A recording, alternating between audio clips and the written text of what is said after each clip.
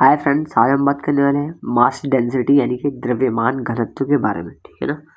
तो जो हमारा द्रव्यमान घनत्व, आपको पता होगा इसका फॉर्मूला कि m/v। आपने 9-10 तक ये पढ़ा होगा कि इसका घनत्व का फॉर्मूला होता है वो द्रव्यमान बटा आयतन होता है। बट इसके अलग अलग केसेस होते हैं। आपको ये शायद तक नहीं पता होगा कि ये गति के ऊपर डिपेंडेबल होता है कि आपकी गति या मोशन वन डायमेंशनल है कि 2D है या 3D है। ठीक है ना। इन तीनों केसेस में जो द्रव्यमान घनत्व यानी कि मास डेंसिटी का जो फॉर्मूला होता है वो अलग अलग होता है। ठीक है ना। तो हम फर्स्ट केस डिस्कस करेंगे जिसे 1D यानी कि वन डायमेंशनल वन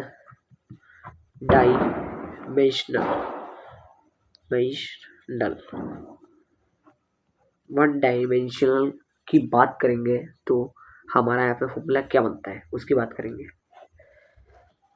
ये जो हमारा फॉर्मूला बनता है रेखीय द्रव्यमान घनत्व, इस जो वन डायमेंशनल यानी कि एक विमीय दिशा में जो हमारा घनत्व होता है उसे हम रेखीय द्रव्यमान घनत्व कहते हैं, यानी कि लीनियर मास डेंसिटी।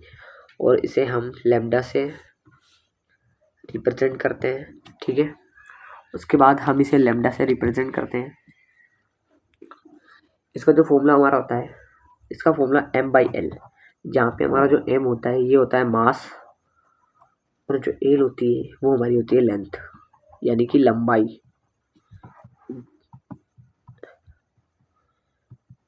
मास मानी द्रव्यमान। ठीक है।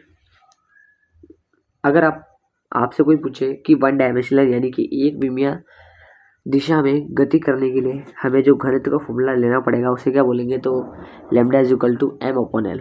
यदि इसी जगह पे हमें सेकंड केस डिस्कस किया जाए 2D यानी कि D का मतलब डायमेंशनल है। ठीक है ना। 2D की बात की जाए तो इसे हम बोलेंगे,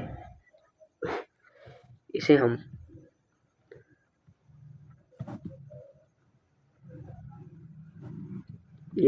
इसे हम सिग्मा से रिप्रेजेंट करेंगे। ये हमारा m/a होगा। ठीक है।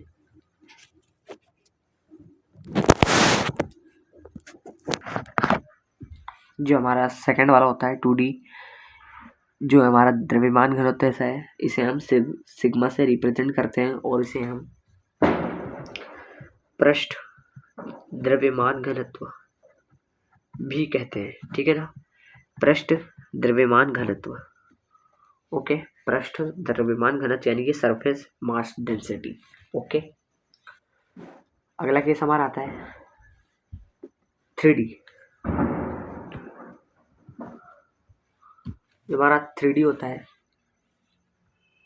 जैसे कि मान लीजिए घन हो गया, घनाभ हो गया, इन सब में 3D यूज होता है और इसे हम द्रव्यमान घनत्व रो से रिप्रेजेंट करते हैं, जो कि आप पढ़ते हैं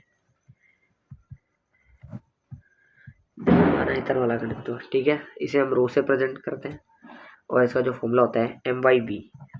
ए यहाँ पे हमारा ए एरिया होता है यानी कि क्षेत्रफल और v हमारा आयतन यानी कि वॉल्यूम। ओके।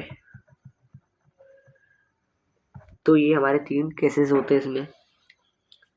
ओके। ठीक है। धन्यवाद। अगले वीडियो में मिलते हैं। जब तक के लिए बाय बाय।